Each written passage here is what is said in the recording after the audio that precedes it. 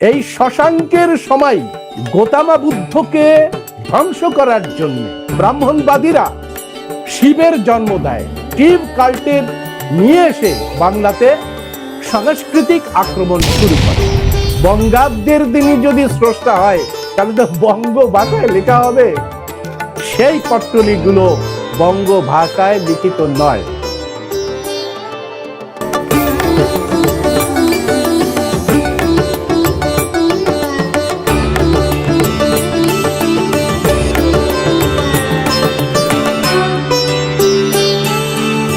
প্রিয় দর্শক, আপনারা দেখছেন ভয়েস অফ বহুজন। আমি শরদিন্দু বিশ্বাস। দ্বিতীয় কাহিনীতে আমি আসব। দ্বিতীয় কাহিনী আরো অদ্ভুত কাহিনী, আপনারা বুঝতে পারবেন। দ্বিতীয় কাহিনী হচ্ছে এই শশাঙ্কের কাহিনী। বুড়ো শালিকের ঘাড়ে রো বলে না, এরা পড়াশোনা করে না, আপডেট করে না। জন্মের প্রথম দিকে গ্রাজুয়েশনের সময় ওই যে 19-20 বছরে সেই সময় যা পড়াশোনা করে আছে সেইগুলো মাথায় ধরে আছে এবং সেইগুলোকে উগরে দেয়, গাল গাল করে উগরে দেয়। আপনাদের মনে রাখতে হবে যে এই যে ইতিহাস রচনা হওয়ার আগে অ্যানথ্রোপোলজিক্যাল ডেটা আমাদের কাছে ছিল না, প্রত্নতত্ত্বের ডেটা আমাদের কাছে ছিল না। সামাজিক যে তত্ত্বগুলো, সেই তত্ত্বগুলো একেবারে কাঁচা অবস্থায় ছিল। এখন সেই সময় ইতিহাস রচনা যারা করেছে, যখনই ইতিহাস রচনা করেছে তখনই তারা ওই পৌরাণিক কাহিনীর যে সুরা, কৌলিক সুরা, সেই সুরা পান করে ঢেকুর তুলেছে, গল গল করে ঢেকুর তুলেছে। নিজে তো মাতাল হয়েছে, অন্যগুলোকেও মাতাল করে দিয়ে বাংলার যে, ভারতের যে আসল ইতিহাস, সেই আসল ইতিহাসকে ঢাকা দিয়ে দিয়েছে, চাপা দিয়ে দিয়েছে এবং গাল গল্প গাজার জালে ফাঁসিয়ে একটি জিও পলিটিক্স তৈরি করেছে তারা। এই ধর্মের নামে, দেবতাদের নামে এবং গাল গল্প দিয়ে এই জিও পলিটিক্স তৈরি করে আসল বিষয়টা হয়েছে যে বাঙালির যে অস্তিত্ব, বাঙালির যে মেধা, বাঙালির যে ইতিহাস, সেই ইতিহাসকে একেবারে ভুলিয়ে ছেড়ে দিয়েছে। এরকম একটি গাল গল্প হচ্ছে শশাঙ্কের গল্প। এই শশাঙ্কের যদি গল্প আপনারা খুঁজতে চান, নিহার রঞ্জন রায় শশাঙ্কের কথা বলতে গিয়ে বলছে যে হয়তো তিনি, নয়তো তিনি। আচ্ছা ভাই, ইতিহাসে তুমি একজন ঐতিহাসিক, ইতিহাসে হয়তো নয়তো হবে কেন? ইতিহাসে হয়তো নয়তো হতে পারে না। ইতিহাস অ্যানথ্রোপোলজি, ইতিহাস প্রত্নতত্ত্বের ওপরে দাঁড়িয়ে থাকে। ইতিহাসে হয়তো নয়তো এসব থাকে না। শশাঙ্ককে বলা হয়েছে 6ষ্ঠ শতকে তিনি নাকি গুপ্ত সাম্রাজ্যের একজন সামন্ত রাজা ছিলেন। এই যে শশাঙ্ক সার্বভৌম একটা বঙ্গদেশ গঠন করে, ভাবেন আপনারা, মাথাটাকে একদম সচেতন রাখবেন। সার্বভৌম গৌড়, গৌড় নামে একটি রাজ্য তৈরি করে এবং যে আমাদের সূর্য সিদ্ধান্ত নামে যে বর্ষপঞ্জিটা আছে, সেই বর্ষপঞ্জিতে নাকি বঙ্গাব্দের কথা লেখা আছে।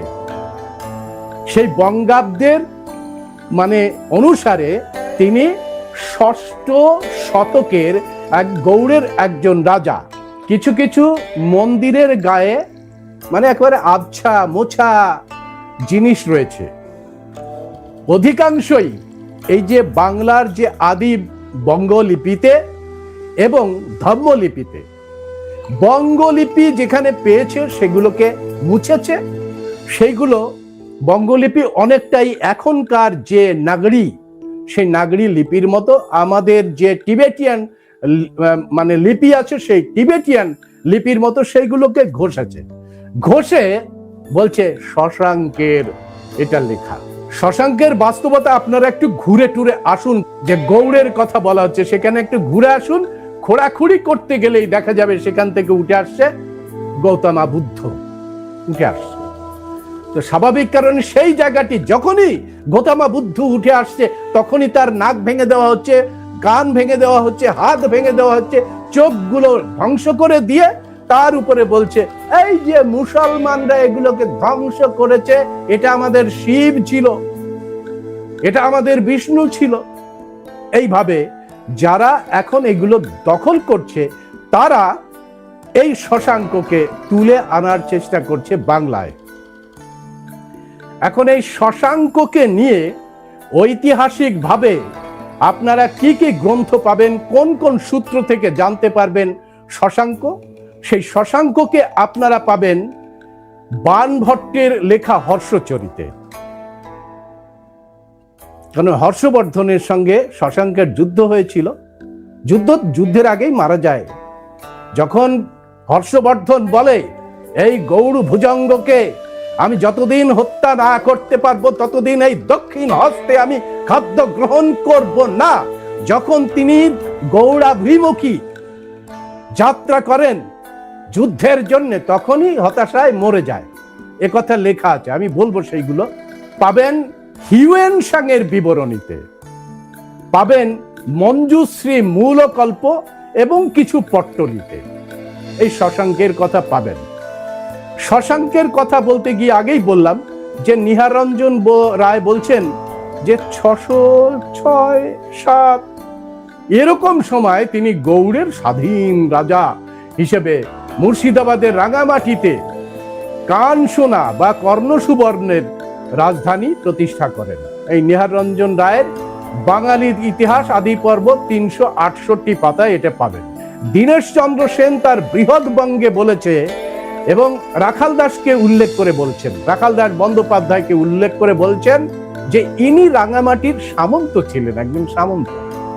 কালক্রমে গৌড়, রাঢ়, তাম্রলিপ্ত থেকে শুরু করে সমস্ত বঙ্গদেশে তার রাজ্য বিস্তৃত হয়। বুঝুন কে বলছে? রাখাল দাস বন্দ্যোপাধ্যায়। আমরা আরেকটু আগে চলে যাই যে বাণভট্টের হর্ষচরিত, হিউয়েন সাংয়ের বিবরণ এবং সমকালীন যে মঞ্জুশ্রী মূলকল্পে শশাঙ্ককে কি বলা হয়েছে? শশাঙ্ককে বলা হয়েছে এই শশাঙ্ক ছিল ভয়ঙ্কর রকমের বাঙালি বিদ্বেষী, তিনি বুদ্ধ বিদ্বেষী। হিউয়েন সাংয়ের বিবরণীতে পাওয়া যাচ্ছে যে শশাঙ্ক এই কুশীনগরে গিয়ে বুদ্ধের যে সমস্ত ভিক্ষুগুলো আছে সেই ভিক্ষুগুলোকে বিহার থেকে বের করে দেয়, বিহার থেকে বের করে দিয়ে কুশীনগরের বিহারটাকে জ্বালিয়ে শেষ করে দেয়। বুদ্ধের পদচিহ্ন অঙ্কিত যে পবিত্র পাথর সেই পাথরটাকে তুলে এনে গঙ্গার জলে নিক্ষেপ করে দেয়। এতটা উন্মত্ত জিঘাংসা পরায়ণ সে ছিল যে সে বুদ্ধ গয়াতে এসে বোধি বৃক্ষের সমূলে উৎপাটন করে দিয়ে তার যে গোড়ায় বিষ তেল ঢেলে দেয়। এই হচ্ছে শশাঙ্ক। সেই শশাঙ্ক সম্পর্কে দীনেশচন্দ্র সেন বলছেন তার বৃহৎবঙ্গে যে এই যে শশাঙ্ক যখন এইভাবে এই যে বাংলায় আপনারা এখান থেকে শুরু করে একেবারে আমাদের উড়িষ্যার বর্ডার থেকে শুরু করে সোজা চলে যদি যান আপনারা চট্টগ্রাম পর্যন্ত, যত বিহারগুলো ছিল, বিহার মানে হচ্ছে শিক্ষা কেন্দ্র, সেই শিক্ষা কেন্দ্রগুলোকে ধ্বংস করেছে এই শশাঙ্ক। আর সেইগুলো ধ্বংস করে বিশেষ করে বুদ্ধগয়াতে বোধি বৃক্ষ ছেদন করার পরে দীনেশচন্দ্র সেন লিখছে যে বিভীষিকায় পরিণত হয় তার মনের মধ্যে। শেষ পর্যন্ত সে আহার নিদ্রা ত্যাগ করে দিয়ে জরা বেধিতে ভুগে শশাঙ্ক মারা যায়। তার যে রাজকোষ শূন্য হয়ে যায়, খাদযুক্ত স্বর্ণ মুদ্রা প্রচলন করে তিনি খানিকটা ঘাটতি পোষণ করার চেষ্টা করেন, কিন্তু পরিশেষে হতাশা, আতঙ্কে এবং পরাজয়ের গ্লানিতে মারা যায়। এটা বলছে দীনেশচন্দ্র সেন বৃহৎবঙ্গে। কেন জানেন? এই শশাঙ্কের সময় গৌতম বুদ্ধকে ধ্বংস করার জন্য ব্রাহ্মণবাদীরা শিবের জন্ম দেয়। শিবের জন্ম দিয়ে শিব কাল্টের নিয়ে এসে বাংলাতে সাংস্কৃতিক আক্রমণ শুরু করে, সমস্ত বুদ্ধ ক্ষেত্রগুলোকে ধ্বংস করে শশাঙ্ক।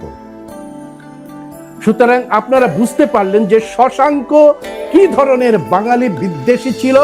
এবং আরেকটি কথা হচ্ছে, শশাঙ্কের গুটি কয়েক তাকে নামাঙ্কিত নয়, ধরে নেওয়া হচ্ছে শশাঙ্কে, সেরকম গুটি কয়েক পট্টলি, সেই পট্টলি যেগুলো আছে সেগুলো বাংলা ভাষায়। বাংলার যদি তিনি বঙ্গাব্দের দিনই যদি স্রষ্টা হয় তাহলে তো বঙ্গ ভাষায় লেখা হবে, সেই পট্টলিগুলো বঙ্গ ভাষায় লিখিত নয়।